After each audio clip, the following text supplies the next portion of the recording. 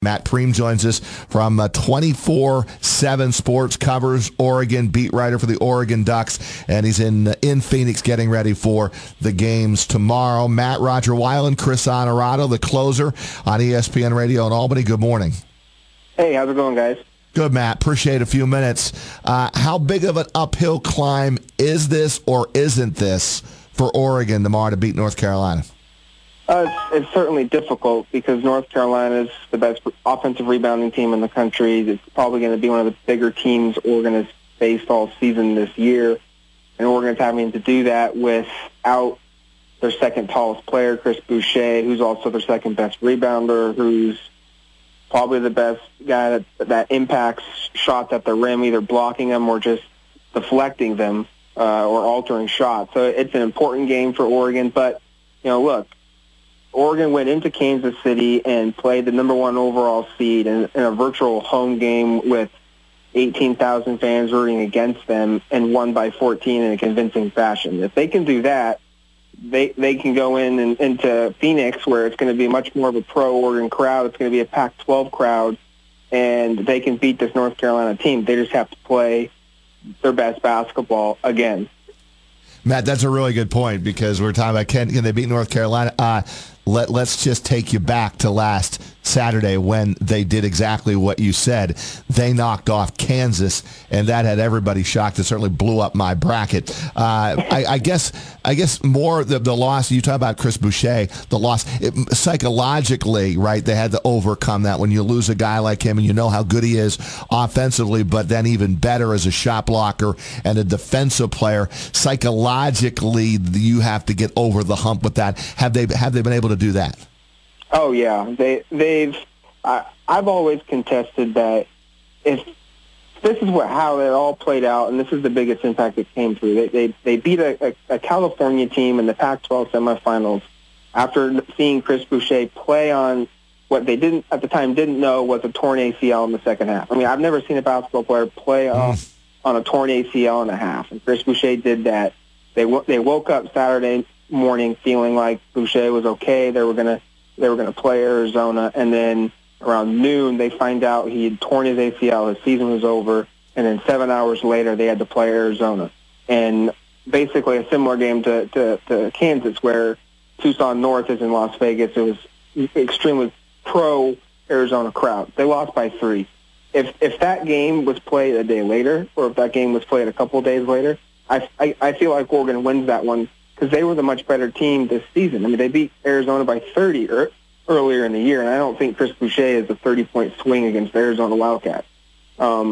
They've gotten over that hump, and I think going into Kansas and winning that game without Chris Boucher legitimizes to them in their eyes that, hey, we still are a national title contending team. And the one caveat here for Oregon is their best player, Dylan Brooks, he is yet to really have a Dylan Brooks type of game this tournament. And so if you're Oregon, you tell yourself, we've beaten Kansas in Kansas. We've done it without Chris Boucher. And at the same time, we still haven't had Dylan Brooks go off yet. Why can't we beat North Carolina? Hey, Matt, Chris Honorato here with Roger as well on Big Board Sports, ESPN Radio 104.5, The Team. Roy Williams is in his 9th Final Four as a head coach. This is the first trip there for Dana Altman. If this is a tight game with inside 30 seconds to play and Oregon has the ball, give us some insight as to why Dana Altman is a good guy to be drawing up a final play. Well, they've had, 3-game winners this season already with Tyler Dorsey hitting one against Rhode Island. They've had 2 from Dylan Brooks. And they've actually had a third from Dylan Brooks that a lot of people don't instantly think of back in Maui when he hit a game winner with 40 seconds left against Tennessee in the second-round game. His teams are always prepared. And there's a stat out there where when Dana Altman has more than 2 days to prepare in the last 5 years, in postseason play, so conference tournaments and NCAA tournaments, the opening game of each round or each week, he's 11-1 in games. They don't lose. They are always prepared. He is one of the most he's one of the better coaches in the country that people don't know about, because his teams, they don't lose because they're not prepared. They don't lose because they don't have an answer for this. They lose because the team is strictly better. Time with Matt Prehm, 24/7 Sports. We're talking Oregon Ducks, and they're matched up against North Carolina in the Final Four. We've talked a lot about Boucher and the loss, but you also have a player on this Oregon team, a junior forward in Jordan Bell, who blocked 8 shots and altered a few others in that Kansas game.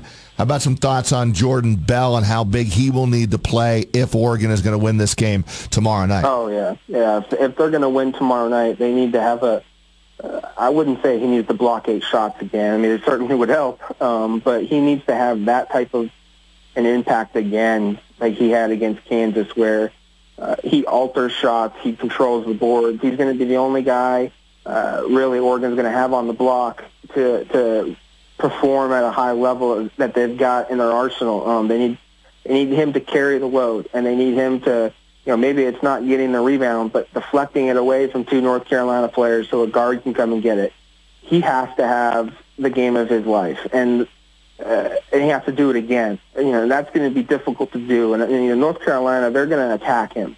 They know Oregon's only got really one true big man, and he's a good one. He's an elite big man. But North Carolina knows that they've got 4. Oregon's got 1. Hey, what does that mean? Go at him, get in foul trouble. Who cares if one of our guys gets a couple fouls because he's trying to get fouls drawn on Jordan Bell? If that leads to charges, who cares? Because we've got 3 more guys. Oregon's got 1. Jordan Bell has to play a game of his life and I don't think he has to necessarily score. He has to play elite defense, and he has to rebound the basketball if Oregon's got a chance. And then they don't have a chance either if Dylan Brooks doesn't have a big game, and then you're going to throw in Tyler Dorsey as well, right?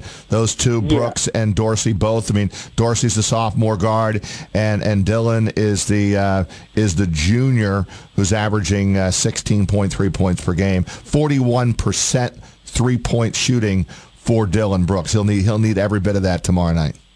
Yeah, I contest that. I think this is the game that we're going to see Dylan Brooks kind of explode that we saw last year against Duke, and we saw the 2 games before that in the NCAA tournament last year. That really set the stage for him to have this type of hype all season long that made him a second-team AP All-American. I think we're going to see that game on Saturday because he's finally getting a matchup against a team who's Rhode Island, Kansas, and Iona. They're perimeter teams. They're teams that got elite guards, good athletes on the wings. North Carolina, they're athletic.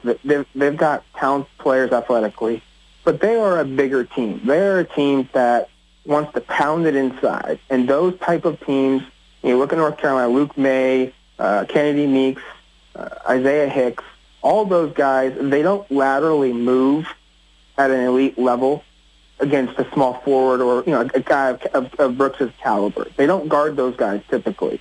And I think Oregon's game plan is going to go ISO, or they're going to play a 2-man game with Jordan Bell, and they're going to try and screen Justin Jackson off of Brooks to get a Hicks or to get a Kennedy one-on-one with him, and then they're going to ask him to drive at the rim. And I think this is going to be a game where we're going to see Brooks go off, or the potential of him going off. He might have 30 shots on Saturday. That won't surprise me. Looking forward to it, Matt. We appreciate a few minutes here on Big Board Sports in Albany, and enjoy the weekend. Enjoy the game. Get a nap in. Hey, thanks, Matt. Yeah, you too, guys. Enjoy the weekend. It's going to be a great weekend. No doubt, man. We love it. Matt Prehm, 24/7 Sports. He's got the Oregon Ducks covered.